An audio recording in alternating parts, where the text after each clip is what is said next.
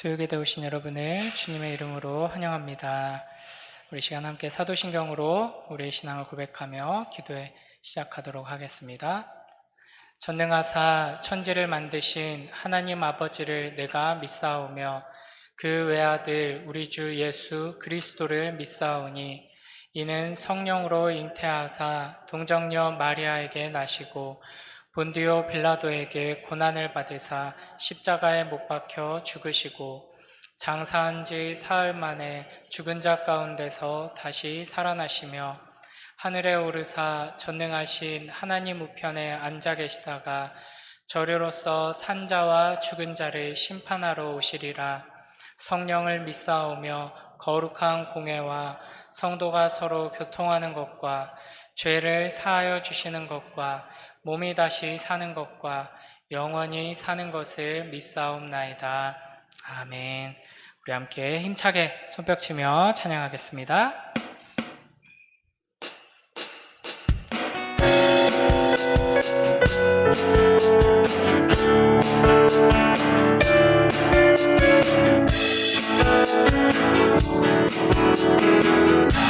가장 같은 마음 주님께서 기뻐하시고 가는 길에 그 기쁨을 느끼게 하시는도다. 내가 직접 노력할 때 주는 내게 힘이 되시고 아름다운 하늘나라 내 맘에 주시는도다. 우리에게 축복하신 하나님 사랑 낮은 자를 높여주시고 아름다운 하늘나라 허락하시고 내 모든 것 예비하시네. 찬양함의 기쁨을 감사함의 평안을 간구함의 하나님 알도록 하셨네.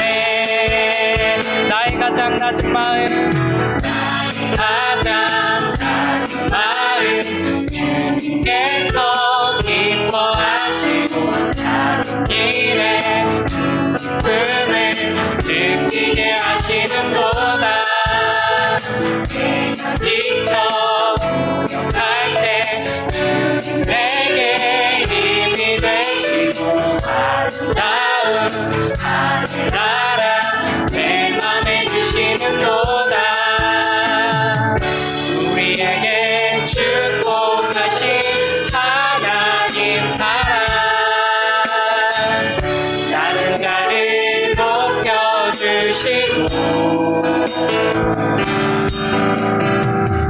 아름다운 하늘나라 허락하시고 내 모든 것 예비하시네. 찬양함의 기쁨을 감사함의 평안을 간구함의 하나님 알도록 하셨네. 찬양함의 기쁨을 감사함의 평안을 간구함의 하나님 알도록 하셨네. 우리에게 축복하신 하나님 사랑 낮은 자를 높여주시고 아름다운 하늘나라 허락하시고 내 모든 것 예비하시네. 찬양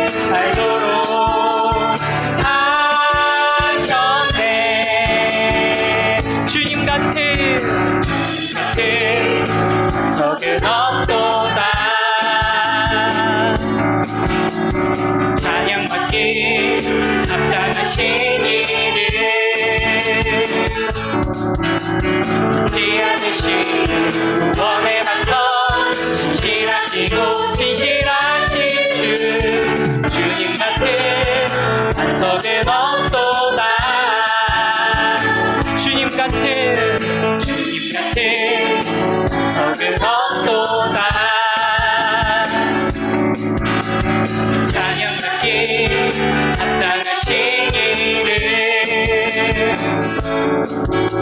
변치 않으신 구원의 반석 신실하시고 진실하신 주님 같은 반석은 없도다. 만세 반석 만세 반석 예수 내 반석 만세 반석 예수 내 반석 만세 반석 예수 내 반석 주님 같은 반석은 없도다. 주님 같은 반석은 없도다. 찬양받기 합당하신 이를 변치 않으신 구원의 반석 신실하시고 진실하신 주님 같은 반석은 없도다. 한 번 더 주님 같은 반석은 없도다. 찬양받기 합당하신 이를 변치 않으신 구원의 반석 신실하시고 진실하신 주님 같은 반석은 없도다. 만세 반석 만세 반석 예수 내 반석 만세 반석 예수 내 반석 만세 반석 예수 내 반석 주님 같은 반석은 없도다. 한 번 더 만세 반석 만세 반석 예수 내 반석 만세 반석 예수 내 반석 만세 반석 예수 내 반석 주님 같은 반석은 없도다. 주님 같은 반석은 없도다. 주님 같은 반석은 없도다.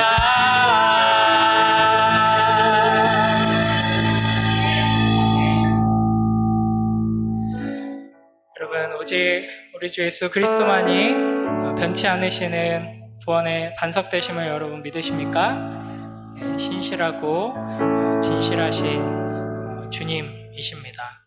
그러므로 어떤 상황 속에서도 우리를 통하여서 찬양받기 합당하신 이름이십니다. 네, 우리 이 시간 함께 예수 내 영혼의 사랑 종종 우리 했던 곡인데요. 이 찬양을 함께 고백하길 원하는데, 우리 주님, 우리가 어떤 상황 속에서도 주님만 높이고 주님을 경배하며 주님을 가장 사랑하고 그 말씀 앞에 순종하기 원합니다. 우리 이 마음 가지고 우리 함께 가사를 묵상하면서 기도하는 마음으로 고백하며 나아가도록 하겠습니다.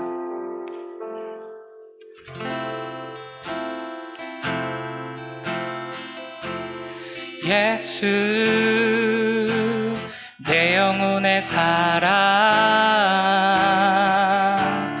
예수 나는 포기할 수 없네. 수렁에서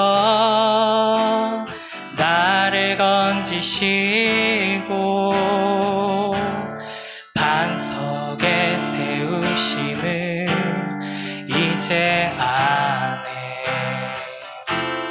사랑의 의지에 나의 모든 것 다 없어진다 해도 내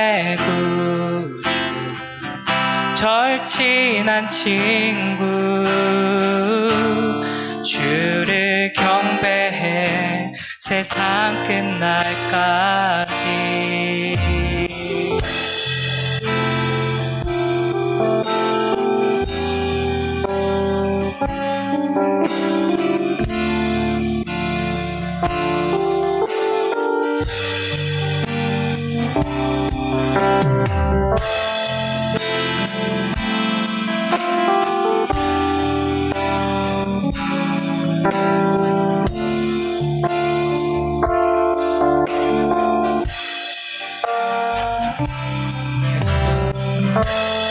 예수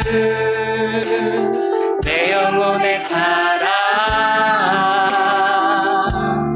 예수 나는 포기할 수 없네.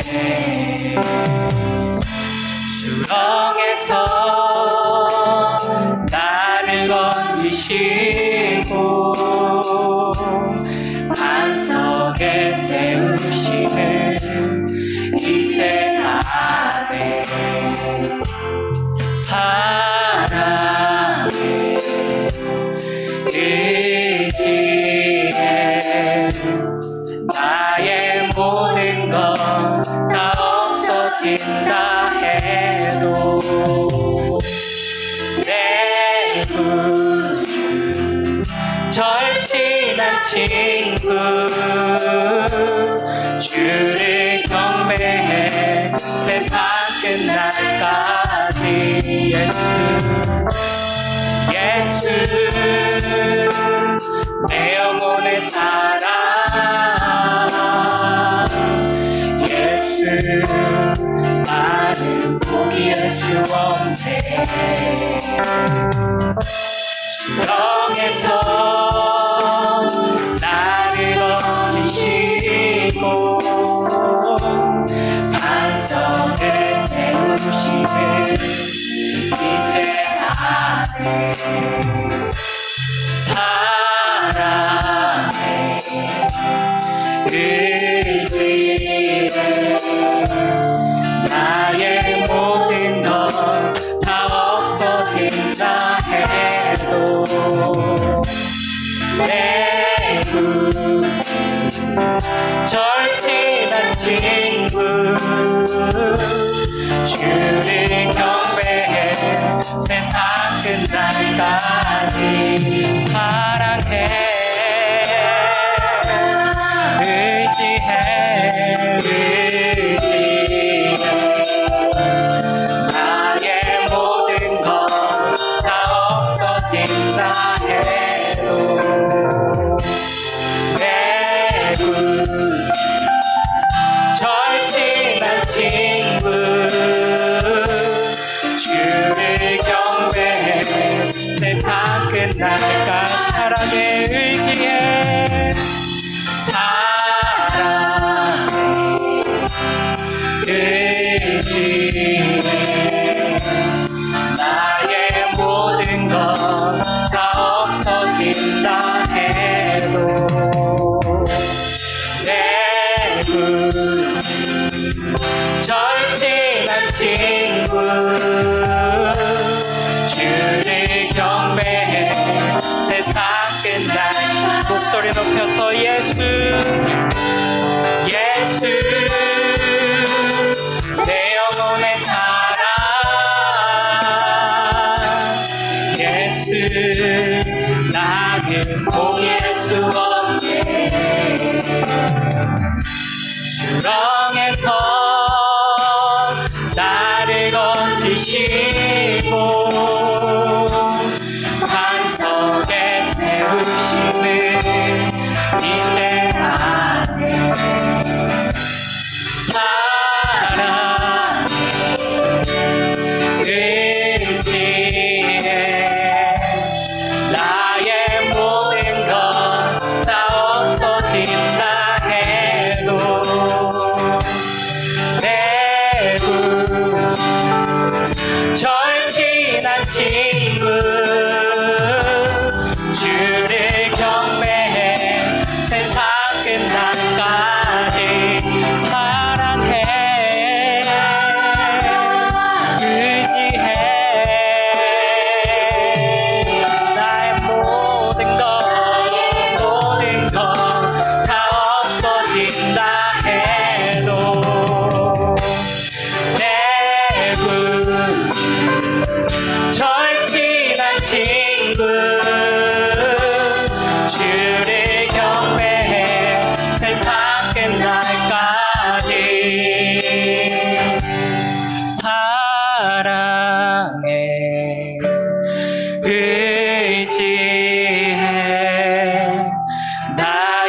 모든 건 다 없어진다 해도 내 구주 절친한 친구 주를 경배해 세상 끝날까지.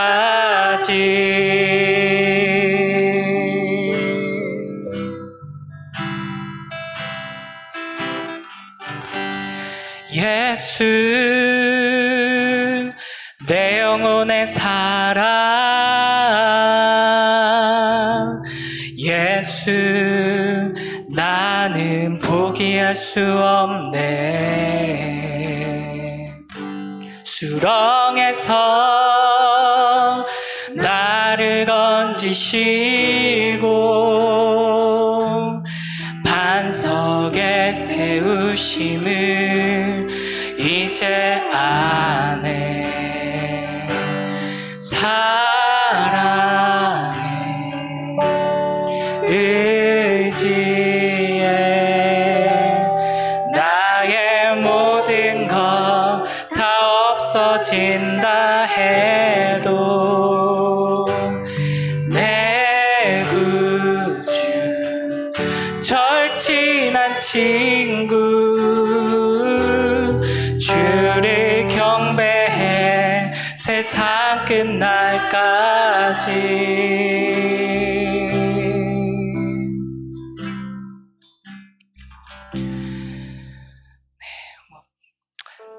원래는 바로 이어서 한 곡을 더 하기로 했었는데요.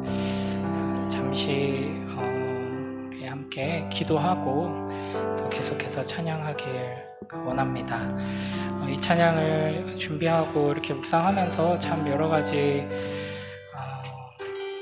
개인적으로 여러 가지 참 많은 은혜들과 눈물의 기도들이 있었습니다. 이 고백 가운데 예수 나는 포기할 수 없네 라는 고백이 있죠.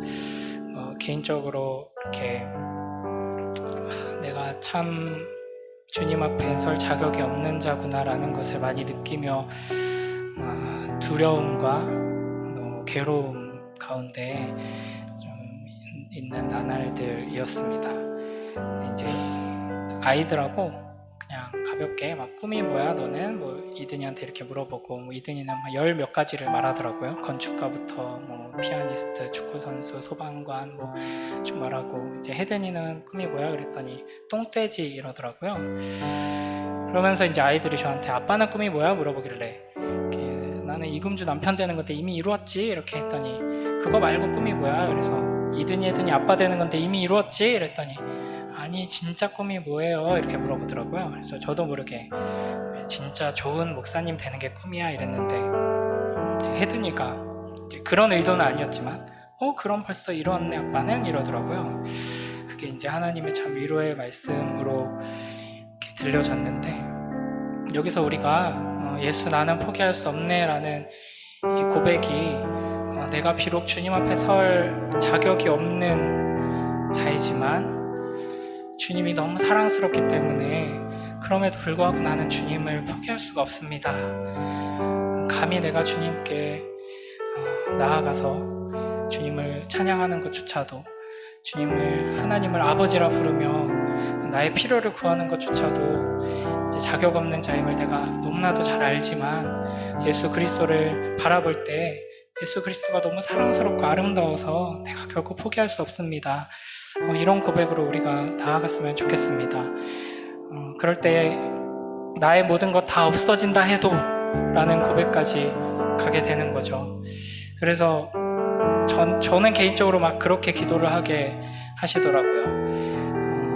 나에게는 아내가 너무 사랑스럽고 이든이 혜든이 아들들이 너무 사랑스러운데 그 사랑이 커질수록 예수님을 더 사랑하게 해달라고 그 질투가 제 내면 안에서 막 싸우더라고요. 이든이 혜든이를 막 그렇게 사랑스러워하는 것보다 비교할 수 없을 만큼 예수님을 사랑하게 해주세요. 이런 마음을 막 주셨습니다. 우리가 이 시간 잠시 기도하고 한 번 더 이 찬양으로 고백하며 나아갈 때 주님 우리 안에 주님을 향한 그 깊은 사랑을 부어주셔서 우리의 주님의 빛 아래에서 우리의 연약함과 죄악됨이 우리의 신실하지 못함이, 우리의 성실하지 못함이 계속해서 드러남에도 불구하고 결코 예수를 포기할 수 없는 믿음을 주시옵소서.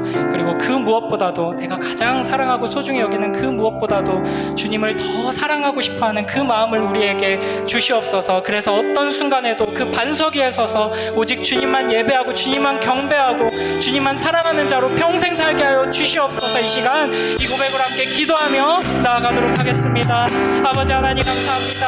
부족하고 연약한 우리를 이 복된 자리로 부르셔서 주님을 찬양하게 하시니 감사합니다. 성령 하나님께서 우리 안에 오셔서 아름다우신 예수를 바라보게 하시고 하나님의 말씀을 귀 기울여 들으며 그 말씀에 인도함을 받는 주님의 자녀로 서게 하시니 감사합니다. 아버지 하나님, 이 시간 성령 하나님께서 우리 안에 충만히 임하셔서 아름다우신 우리 주 예수 그리스도를 바라보게 하여 주시옵소서.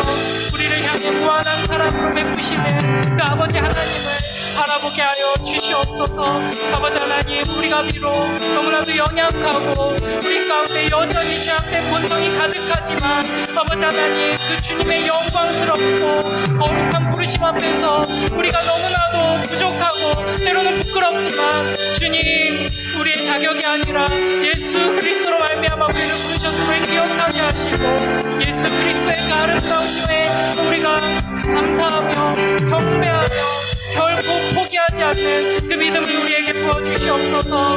끝까지 우리가 좌절하지 아니하고 주님을 붙들게 하시고 주님의 그 붙들림만 받은 바 되어서 끝까지 이 길을 걸어가게 하여 주시옵소서. 아버지 하나님, 우리가 그 무엇보다도 예수를 더 사랑하게 하시고 주님을 닮아가는 것이 우리의 삶의 가장 큰 소원이 되어서 삶의 한 절이라도 주님을 닮아갈 수 있도록 주님 은혜를 베풀어 주시옵소서. 아버지 하나님, 복하여 주시옵소서. 우리를 묻지 마시고 우리가 끝까지 주님을 사랑하며 주님과 동행할 수 있도록 아버지 은혜 베풀어 주시옵소서. 사랑해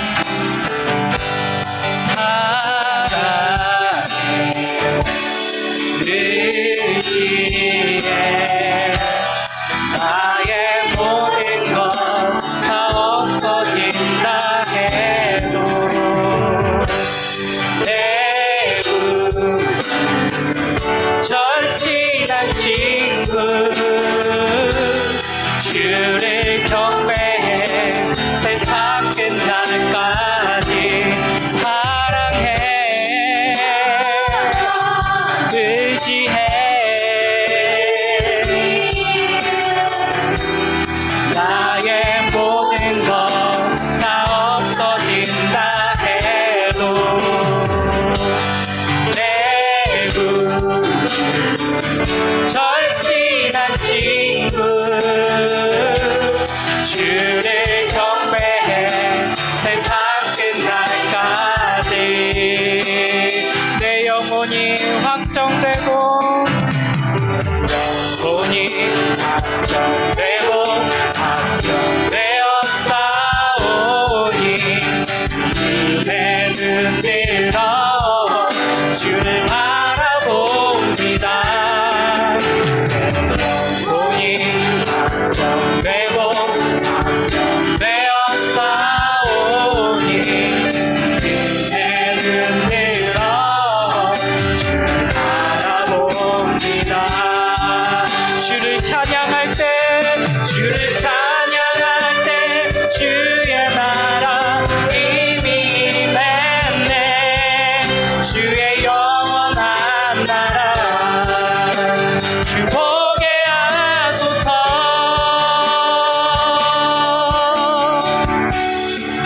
내 영혼이 확정되고 확정되어 싸우니 은혜는 들어 주를 바라봅니다.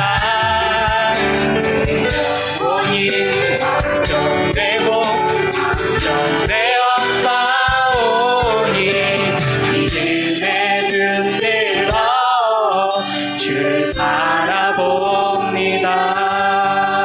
믿음의 눈 들어 믿음의 눈 들어 주를 바라봅니다.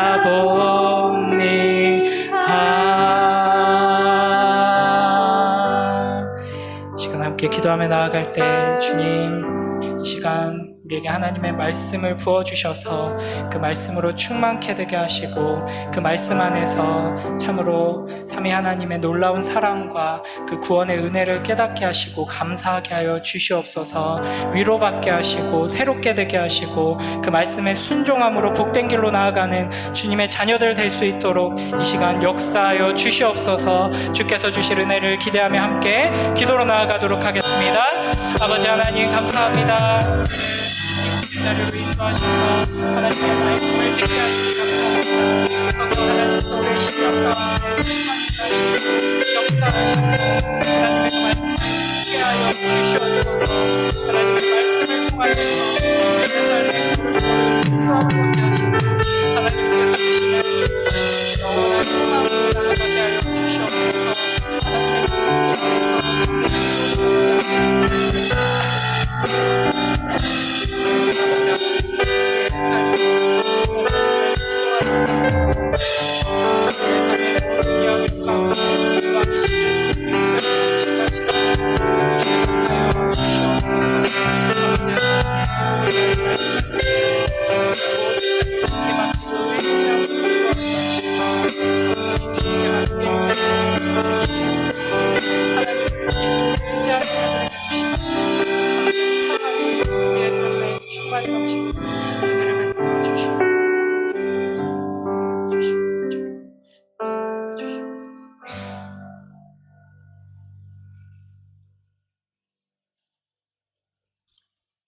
선하시고 은혜로우신 아빠 하나님, 저희를 수요 기도에 불러주셔서 감사합니다. 하나님은 하늘과 땅과 그 속에 충만한 모든 것의 주인이시며 하나님의 형상대로 사람을 창조하셨으니 하나님 우리의 주인이십니다. 하나님 우리의 참 부모이신 것과 성실하고 변하지 않으시며 버리지 아니하시는 하나님의 진실하신 사랑을 찬양합니다. 연휴 기간 동안 집안에서 드리는 제사나 성묘, 믿지 않는 부모, 형제, 친척들과의 대화 등을 통하여서 하나님께서 금지하시고 싫어하시는 죄를 짓거나 악한 영향력을 받은 것이 있다면 지금 회개하오니 예수 그리스도의 보혈의 피로 깨끗하게 씻으시고 우리의 죄를 사하여 주옵시고 하나님의 영으로 새롭게 하여 주옵소서. 오늘 말씀 전하시는 한상훈 목사님 성령으로 충만하게 하옵시고 하나님의 말씀을 대언하실 때 모든 성도들이 겸손한 마음으로 받고 성령의 인도하심으로 각자에게 주시는 하나님의 말씀을 깨닫게 하시고 하나님의 지혜와 하나님의 말씀의 기준으로 우리의 삶이 변화되게 하옵소서. 10월 29일 또 11월 5일 사랑 나눔 축제 위해서 기도합니다. VIP를 정하고 명단을 작성하고 와서 들어보라고 초청할 때 VIP의 마음이 열리게 하시고 하나님의 말씀을 들어보고자 하는 열망이 끌어오르게 하시고 모든 환경과 여건도 마련되게 하여 주시옵소서. VIP들의 예수를 믿고 구원을 얻을 수 있도록 복음을 선포하실 최상은 담임 목사님을 성령으로 덧입혀 주시고 강건케 해주시고 말씀을 준비하시고 선포하실 때 하나님의 다스리심과 보호와 인도하심으로 할 수 있게 성령께서 강권하여 역사하여 주시고 많은 VIP들이 참석하고 복음을 받아들이며 하나님의 자녀로 거듭나게 하옵소서. 우리 장로산나교회에서 드리는 모든 예배와 기도회, 사랑나눔 축제를 위한 특별 새벽 기도회, 재직 금식 기도회, 10월 9일부터 11월 18일 토요일마다 격주로 있을 청소년과 학부모 교사의 연합 기도회, 교회 모든 교육과 다락방 모임을 주님께 올려드립니다. 아버지께서 주관하시고 하나님을 기쁘시고 영화롭게 하며 하나님의 뜻이 이루어지는 시간 되게 하여 주시옵소서. 우리 교회 성도들과 VIP가 예수를 믿고 구원을 얻으며 하나님의 자녀로 거듭나는 것과 하나님의 자녀답게 거룩하고 성결한 삶을 살지 못하게 방해하는 악하고 더러운 사단 마귀 모든 어둠의 권세를 내가 예수 그리스도를 명하노니 물러갈지어다 물러갈지어다 물러갈지어다 소멸될지어다. 아빠 하나님, 우리 교회가 성령 충만하고 모이기를 힘쓰며 하나님을 사랑하고 하나님의 말씀을 사모하며 하나님의 말씀에 순종하며 하나님이 기뻐하시고 칭찬하시는 교회 되게 하여 주시옵소서.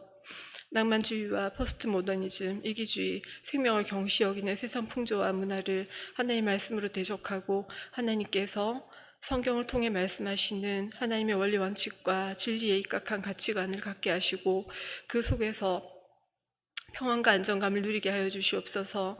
모든 성도들이 하나님을 경험하고 믿음으로 살게 하시고 형통하지 못하고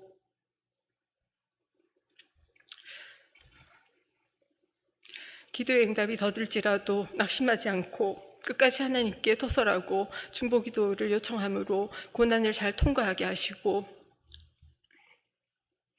하나님의 은혜를 더욱더 경험하고 믿음이 성장하는 은혜와 감사의 선순환이 있게 하여 주시옵소서. 하나님은 우리를 사랑하셔서 예수 그리스도의 십자가의 죽음으로 우리 죄를 대속하시고 우리를 죄의 종에서 하나님의 자녀가 되게 하셨습니다. 복음을 거절하고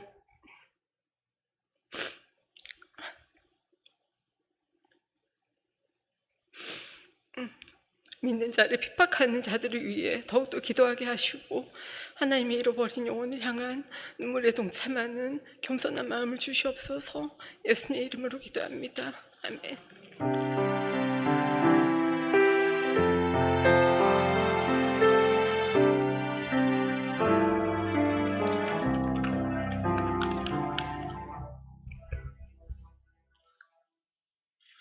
반갑습니다. 교회 소식을 알려드리겠습니다. 이번 주 가을 대청소가 있습니다. 토요일이죠. 9시 30분까지 모여서 함께 교회를 깨끗하게 하는, 또 2학기에 있을 사랑 나눔 축제를 또 대비하는 그런 시간이 되기 원합니다. 아이들도 같이 와서 교회를 섬기는 이 일에 같이 동참할 수 있도록 그렇게 해주시면 좋을 것 같습니다. 청소년 학부모 교사 연합 기도회, 주제가 기도는 더, 걱정은 덜, 이라는 주제로 이렇게 진행됩니다. 10월 7일 다가오는 토요일 오후 7시 격주로 이렇게 진행됩니다. 2층 예배실에서 진행되니까 또 학부모, 또 교사, 아이들 함께 참석해서 하나님 은혜를 구하는 그런 시간이 되기 원합니다. 사랑나는 축제를 위한 가을 특별 새벽 기도회가 다음 주 월요일부터 토요일까지 있습니다. 함께 다들 빠짐없이 참석해서 태신자를 위해서 기도하고 또 말씀을 전하는 목사님 위해서 기도하면서 은혜를 구하는 시간 됐으면 좋겠습니다. 나머지 구체적인 일정들은 주보를 이렇게 참조해 주시기 바랍니다. 이상으로 교회 소식을 알려드렸습니다. 이제 함께 하나님의 말씀을 보겠습니다. 오늘 말씀은 누가복음 9장입니다. 누가복음 9장 28절에서 36절까지입니다.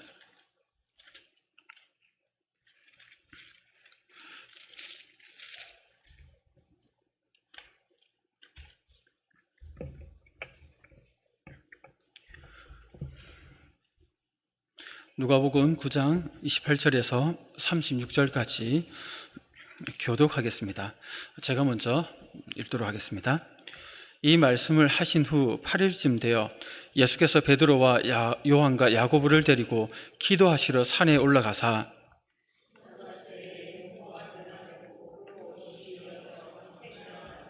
문득 두 사람이 예수와 함께 말하니 이는 모세와 엘리야라.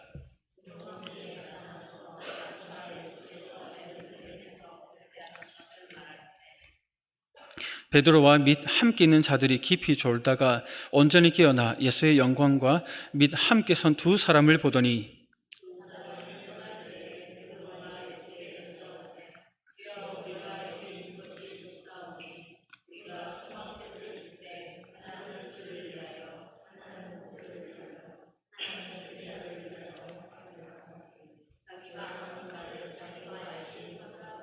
이 말할 즈음에 구름이 와서 그들을 덮는지라.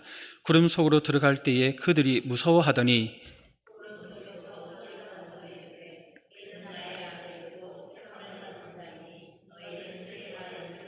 같이 읽겠습니다. 소리가 그침에 오직 예수만 보이더라. 제자들이 잠잠하여 그 본 것을 무엇이든지 그때에는 아무에게도 이르지 아니하니라. 아멘. 자, 오늘은 오직 예수만 보이더라라는 제목으로 함께 말씀을 살펴보겠습니다. 우리는 갈릴리 사역의 그 마지막 이야기를 살펴보고 있습니다. 앞서 예수님은 베드로의 입을 통해 예수님이 메시아, 즉 그리스도임을 고백하게 하셨습니다. 그러나 고백과 함께 예수님은 그 사실을 아무에게도 이르지 말라는 함구령을 내렸습니다. 이는 일반 백성들이 기대하는 정치적인 승리의 메시아 사상 때문이었죠.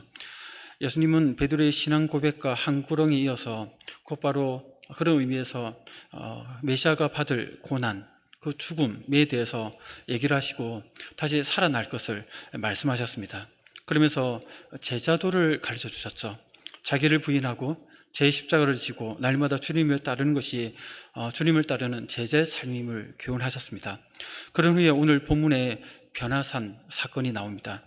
오늘 본문은 변화산에서 일어난 말 그대로 예수님의 변형 사건입니다. 이것을 사건이라 부를 수 있는 것은 예수님의 공생애에 있어서 하나의 전환점을 이루는 중요한 장면이기 때문입니다. 변화산에서 내려오신 후에 얼마 지나지 않아 예수님은 갈릴리 사역을 마무리하십니다. 9장 51절에 따르면 승천하실 기약이 차감해 예루살렘을 향하여 올라가기로 굳게 결심하시고 그리고는 그 길로 이제 나아가게 되시죠. 그런 의미에서 변화산의 사건은 그동안 갈릴리 사역에서 보여주셨던 예수님이 어떤 분이신지를 확증하는 사건이자 이제 십자가를 지기 위해 갈릴리 사역을 마무리하고 예루살렘으로 올라가게 되는 전환점이 됩니다. 그래서 마태복음, 마가복음, 누가복음 이렇게 세 개를 공관복음이라죠. 공관복음에는 이 변화산 사건이 다 기록되어 있습니다. 오늘 본문은 이 말씀을 하신 후라는 표현으로 시작되죠. 병행하는 이 마태복음과 마가복음과는 좀 다르게 누가복음에만 이 표현이 나옵니다. 누가복음에 이 표현이 7장 1절에도 나오는데 새로운 내용을 시작할 때뿐만 아니라 또 앞뒤 사건의 그 내용이 연결되어 있음을 보여주기 위해서 이러한 표현을 사용합니다. 지난 시간에 다루었던 사건과 오늘 본문은 장소도 또 그 일어나는 현상은 또 다르지만 그 의미는 연결된다는 것을 강조하기 위해서 이 말씀을 하신 후라는 표현을 사용하고 있다는 것이죠. 그렇다면 오늘 본문은 무엇을 주제로 할까요? 왜 예수님은 갈릴리 사역을 마무리하는 시점에 베드로, 요한, 그리고 야고보 이 세 제자만을 데리고 산에 올라가서 예수님의 그 빛나고 영광스러운 모습을 보여주셨을까요? 그리고 예수님의 그 별세에 대해서 그들로 알게 하셨을까요? 여기에는 크게 두 가지 목적이 있습니다. 먼저 하나님의 아들로서 예수님 본래의 영광스러운 모습을 보여주시면서 그동안 가르치고 선포하고 일깨워주셨던 그 예수님이 어떤 분인지, 그리고 그 예수님이 행하실 구속사역의 핵심이 무엇인지 그 하나님 아버지를 통해서 확증해주는 그러한 시간이었던 것이죠. 그리고 또 다른 목적은 제자도의 관점에서 볼 때 제자들에게 예수님의 말씀에 귀 기울일 것을 명하기 위해서 하나님께서 직접 시청각 교육을 하기 위해서 이곳에 오도록 하셨다는 것입니다. 이 두 가지 목적을 구체적으로 좀 살펴보면서 그 속에서 우리에게 주시는 교훈을 함께 살펴보겠습니다. 성도 여러분, 예수님께서 제자들을 변화산에 데려간 목적, 그 첫 번째는 하나님의 아들로서 예수님의 그 본래의 영광스러운 모습을 보여주시고 동시에 그 별세를 통해서 그 대속적 죽음의 의미를 알려주기 위해서였습니다. 먼저 예수님의 본래의 영광스러운 모습을 살펴보면 이렇습니다. 앞 본문에서도 예수님께서 그 영광에 대해서 언급하셨는데 궁극적으로 얻게 될 영광, 그 앞 본문에 보면 26, 27절에서 이렇게 얘기합니다. 본문을 좀 띄워주시겠습니까? 한번 읽어보겠습니다. 시작. 누구든지 나와 내 말을 부끄러워하면 인자도 자기와 아버지와 거룩한 천사들의 영광으로 올 때에 그 사람을 부끄러워하리라. 이렇게 아멘. 이렇게 하시면서 여기 서 있는 사람 중에 죽기 전에 하나님의 나라를 볼 자들도 있느니라 라고 예고하셨죠. 즉 앞본문에서 묘사된 예수와 아버지와 천사들의 영광은 역시 오늘 본문에 나오는 예수님과 또 아버지와 선지자들의 영광으로 서로 이렇게 빗대어 비교되어 나타납니다. 앞에서 제시된 예수와 아버지와 천사들의 영광은 미래에 나타날 재림 때의 영광에 대한 선포였다면 오늘 본문인 변화산에서 경험하는 제자들에게 보여준 영광은 현재적인 영광인 것이죠. 무슨 말이냐면 미래에 나타나게 될 재림 때의 그 예수님의 영광이 시간의 장벽을 뚫고 현재 속에 미리 성취되는 것을 경험하게 하신 것이죠. 다시 말해 재림 때 보게 될 주님의 영광스러운 모습을 현재 제자들에게 맛보기로 이미 앞서 말씀하신 그 내용을 맛보기로 보여주고 계신 것이죠. 여기 서 있는 사람 중에 죽기 전에 하나님 나라를 볼 자들도 있다고 하셨는데 그 미래의 영광을 보여주고 계신 것이죠. 그런데 본문 28절을 보시면 이러한 영광, 미래 보여주시는 이 영광을 모든 제자에게 다 허락하신 것이 아님을 알게 됩니다. 우리 본문 28절을 같이 한번 읽어볼까요? 시작. 이 말씀을 하신 후 8일쯤 되어 예수께서 베드로와 요한과 야고보를 데리고 기도하시러 산에 올라가사. 그러니까 이 사건은 베드로의 신앙 고백이 있던 날로부터 8일쯤 되었을 때에 일어났죠. 그런데 주님은 이 변화산에 12제자를 모두 데려가지 않고 베드로와 요한과 야고보만 데리고 가셨다는 것을 우리가 주목해야 합니다.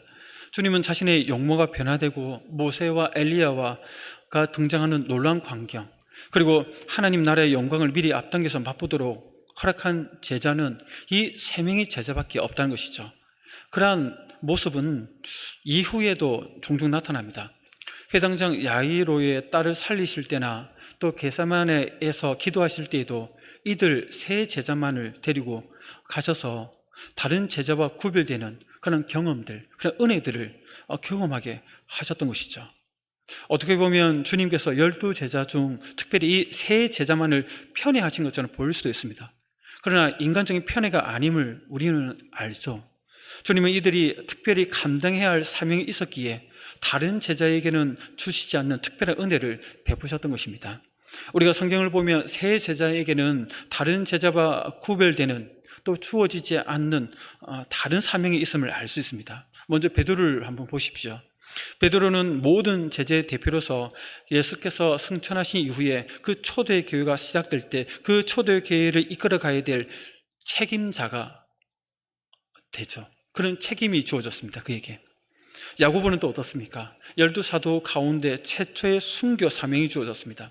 사도행전 12장 1, 2절에 보시면 헤롯 왕이 요한의 형제 야고보를 칼로 죽였다 이렇게 가죠.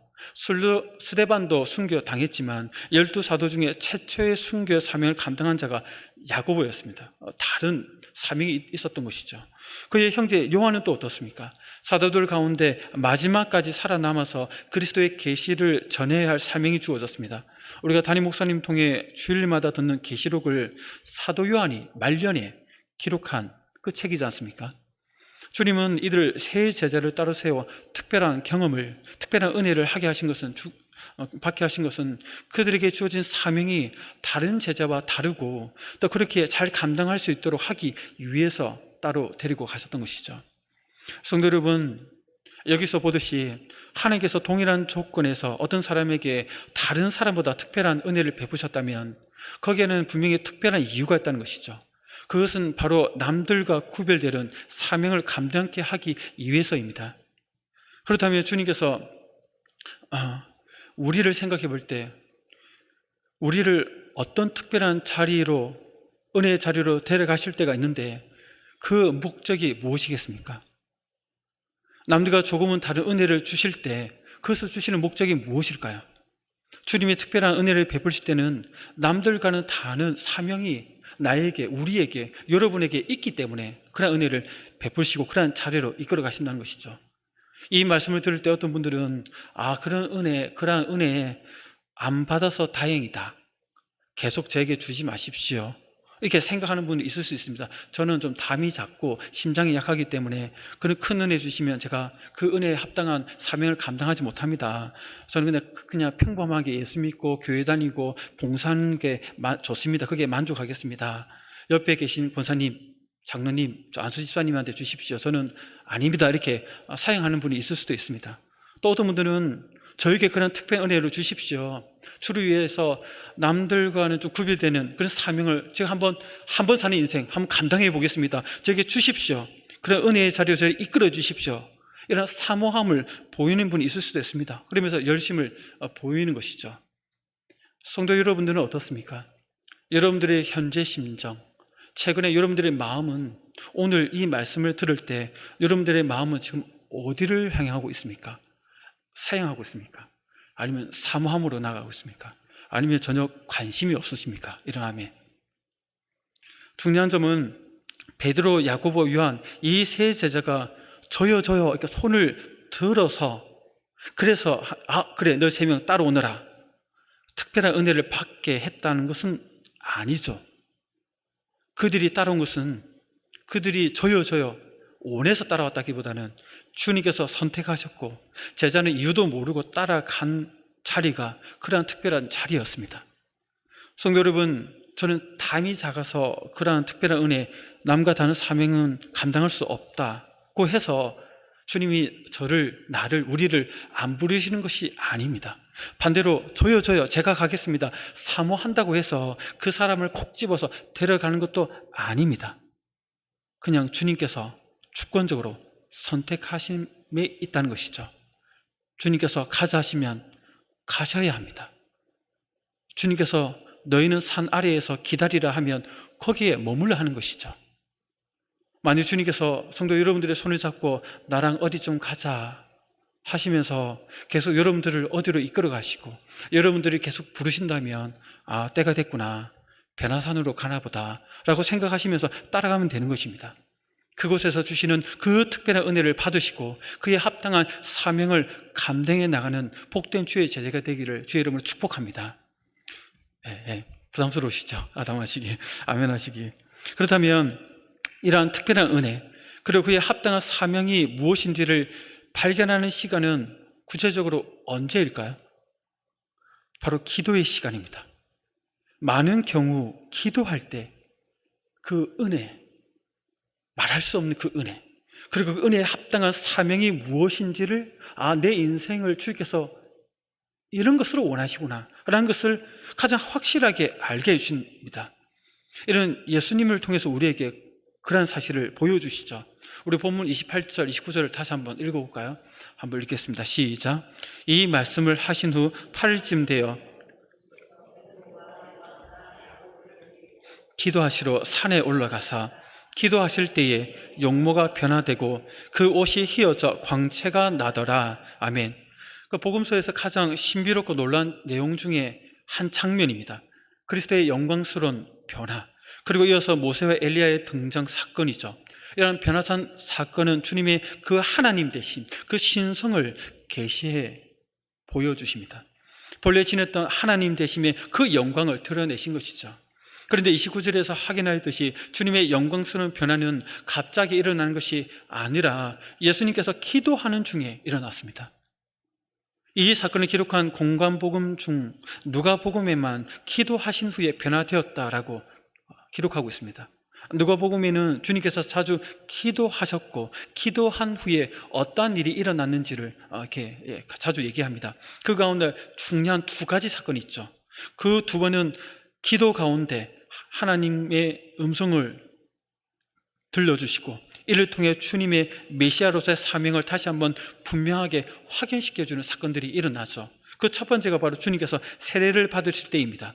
주님께서 세례를 요단강에서 받으시고 기도하실 때에 어떤 일이 벌어지죠? 하늘이 열리고 너는 내 사랑하는 아들이다, 내가 너를 기뻐한다 라는 하나님의 음성이 들렸습니다. 이는 시편 2편 7절과 또 메시아에 관한 이사야의 예언 가운데 42장 1절을 결합한 말씀인데, 주님은 그리스도로서 하나님의 아들일 뿐만 아니라 종으로서 대속적 죽음에 통해서 사역을 이루실 분임을 말한 것이죠. 그런데 놀라운 것은 변화산에서도 동일한 현상이 일어났습니다. 주님께서 기도하실 때 주님의 형체가 영광스러운 모습으로 변화되었습니다. 뿐만 아니라 모세와 엘리야가 나타나서 주님께서 장차 예루살렘에서 별세, 즉 십자가를 지셔야 할 것을 확증해 보여주셨던 것이죠. 주님에게 이러한 영광스러운 변화의 경험은 예수님으로 하여금 십자가 고난의 길을 담대히 갈 수 있도록 힘을 북돋아주는 시간이었습니다. 그래서 주님은 이 사건을 경험하고 나서 산에 내려오자마자 곧 예루살렘으로 올라가기로 굳게 결심하셨던 것이죠. 이 사건은 지금까지 주님께서 걸어오셨던 메시아로서의 사명의 길을 더욱 확고하게 걸어가도록 이끌어주는 그런 원동력이 되었죠. 성도 여러분, 그런데 이 세례 사건과 변화산 사건의 비슷한 이 현상 가운데 공통적으로 말하고 있는 것은 무엇입니까? 바로 기도를 통해서 이러한 은혜, 그러한 힘을 얻게 되었다는 것입니다. 하나님은 당신의 종들이 기도할 때에 은혜를 허락해 주시고 동시에 각자에 대한 뜻을 알려주시고 그 사명을 감당하도록 힘을 붙들어 주신다는 것입니다. 성도 여러분들은 주님으로부터 어떤 은혜와 함께 사명을 부여받았습니까? 만일 여러분을 향한 하나님의 그 은혜와 그에 합당한 사명을 진정으로 알기 원한다면 먼저 하나님께 나아가십시오. 무릎을 꿇고 기도하십시오. 그러면 하나님은 주님에게 하셨듯이 샘의 음성을 통해 여러분을 향한 뜻과 여러분이 감당할 수 있는 은혜를, 그 힘을 허락해 주실 것입니다. 그런데 여기서 우리가 절대 놓쳐서는 안 될 부분이 있습니다. 우리의 은혜와 그 사명은 예수님에 대한 바른 이해와 지식에서 비롯된다는 것이죠. 그래서 오늘 본문에서 별세의 의미를 강조하고 있습니다. 즉 주님의 십자가 대속 진리이죠.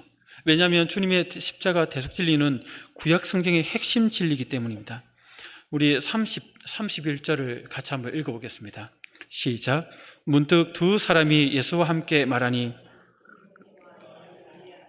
영광 중에 나타나서 장차 예수께서 예루살렘에서 별세하실 것을 말할세. 아멘. 모세와 엘리야가 주님과 더불어 대화를 나누고 있습니다. 여기서 모세는 애굽의 종노릇 하던 이스라엘 민족을 구출해 내어서 이스라엘 나라의 기초를 놓았죠. 또 계시된 하나님의 율법을 백성에게 전달한 구약의 율법의 대표자였습니다. 또 엘리야는 어떻습니까? 그는 북왕국 아합 왕 때 바알과 아세라 선지자들과 싸워서 승리한 하나님의 선지자였습니다. 이스라엘 백성이 가장 존경하는 선지자이자 구약 선지자를 대표하는 사람이었습니다. 이 두 사람이 지금 주님과 말씀을 나누고 있죠. 무슨 내용이었습니까? 31절에서 확인했듯이 장차 예수께서 예루살렘에서 별세하실 것에 관한 그 내용을 나누었습니다. 이것은 주님의 십자가 대속 사건이 우연히 일어난 것이 아니라 구약 성경이 증거하는 핵심 진리임을 보여줍니다. 성도 여러분, 구약은 흔히 율법과 선지자로 이렇게 불리죠. 그런데 모세와 엘리야는 율법과 선지자의 대표였습니다. 이 두 사람이 나타나서 주님의 별세에 대해 말씀하였다는 것은 구약의 핵심이 주님의 십자가 대속 사건임을 알려주고 있습니다. 주님의 십자가 대속 사건은 모세와 엘리야로 대표되는 구약 곧 율법과 선지자들의 증거의 핵심이었습니다. 구약에는 그리스도의 대속 사건과 관련된 것이 아닌 내용들도 많이 있죠. 그러나 넓게 보면, 전체적으로 보면 다 그리스도의 대속 사건과 직간접적으로 관련되어 있습니다. 그래서 주님은 요한복음 5장 39절에서 이렇게 말씀하셨습니다. 우리 함께 읽어볼까요? 시작. 너희가 성경에서 영생을 얻는 줄 생각하고 성경을 연구하거니와 이 성경이 곧 내게 대하여 증언하는 것이니라. 아멘. 여기서 성경은 구약 성경을 말하죠. 이때는 신약이 없었지 않습니까? 또 사도 바울도 주님의 십자가 대속 진리에 대해서 로마서 3장 21절에서 증언하였습니다. 같이 한번 읽겠습니다. 시작. 이제는 율법 외에 하나님의 한 의가 나타났으니 율법과 선지자들에게 증거를 받은 것이라. 그러니까 주님의 대속적 죽음을 율법과 선지자들, 즉 구약의 증거를 받았다라고 얘기를 합니다. 주님은 제자들에게 당신의 십자가 대속 사건이 구약 성경 말씀의 핵심이라는 사실을 보여주기 위해서 모세와 엘리야와 그러한 별세에 대해서 얘기를 나누셨던 것입니다. 우리가 믿는 십자가 대속 진리는 우연히 또는 갑작스럽게 이루어지는 것이 아니라 하나님께서 창세전부터 계획하신 유일한 구원의 길임을 이렇게 보여주고 있다는 것입니다. 우리는 이 구원의 길을 성자신 예수님을 알고 이해하고 그를 믿는 믿음에서 출발해야 합니다. 성도 여러분들이 하나님께로부터 은혜를 받고 그의 합당한 사명을 잘 감당하기 위해선 반드시 주님의 대속적 진리를 제대로 알고 그 암 위에 확고한 믿음으로 나아가야 합니다. 그래야 오직 사명을 감당할 때 예수님만 바라보고 그의 말씀에만 따를 수 있게 된다는 것이죠. 아니면 이런 진리를 알지 못하면 사명을 감당한다 하면서 주의 뜻과 정반대의 결과로 행하려고 할 때가 있을 수 있습니다. 오늘 본문에 나온 야고보와 베드로와 요한이 그렇습니다. 이들을 보면 32절에 보면 피곤하여 깊이 졸다가 갑작스럽게 깨어났죠.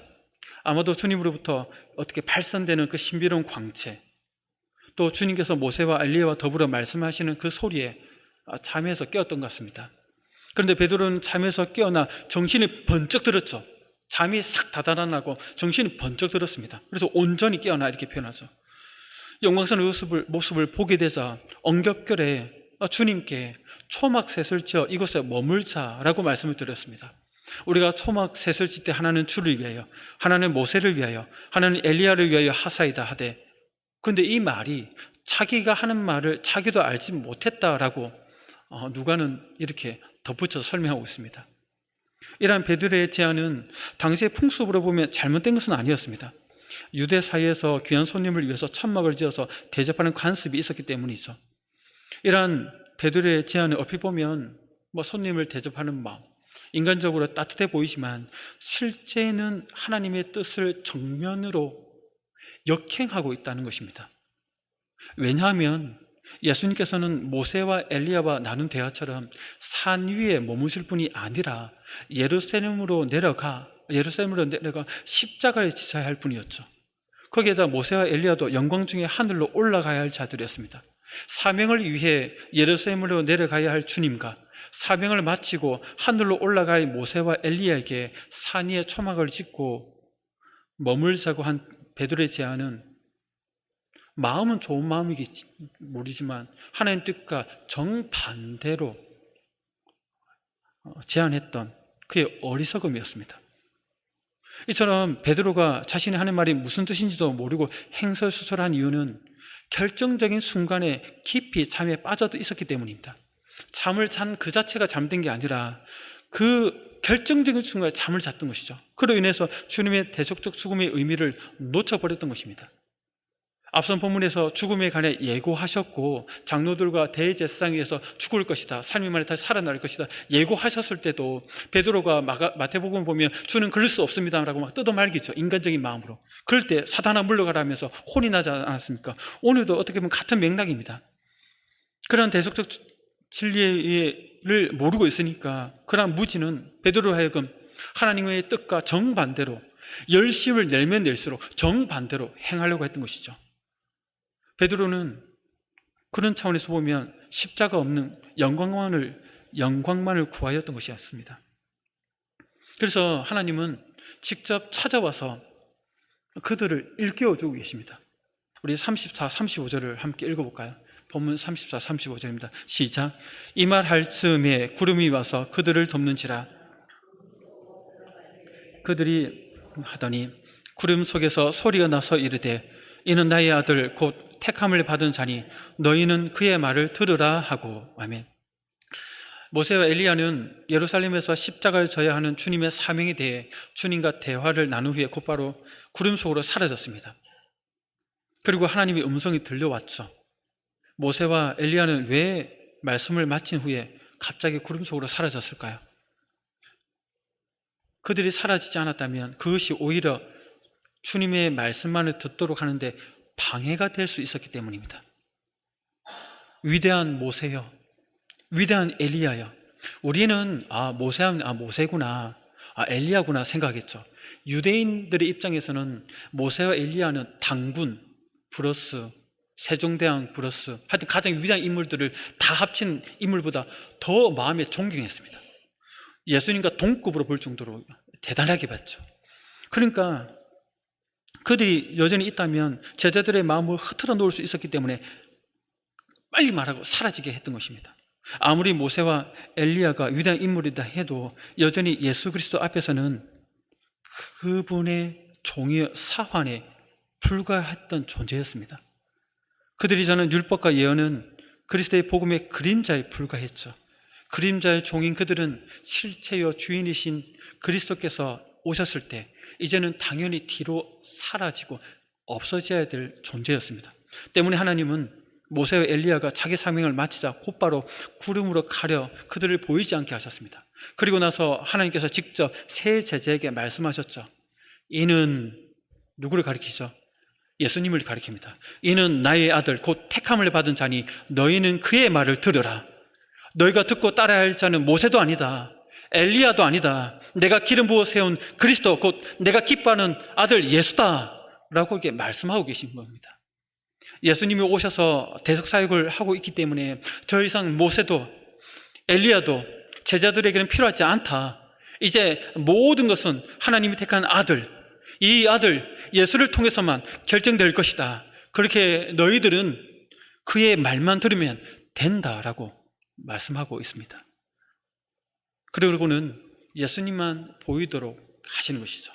그래서 36절에 보면 소리가 그침에 오직 예수만 보이더라. 아멘.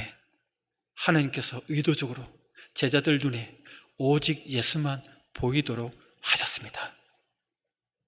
성도 여러분, 하나님께서 말씀하신 후에 이렇게 하신 것이죠. 이 과정을 상상력을 발휘해서 한번 생각해 보면 정말 제자들은 그 제자들의 입장에서는 정말 압도되었을 것 같습니다.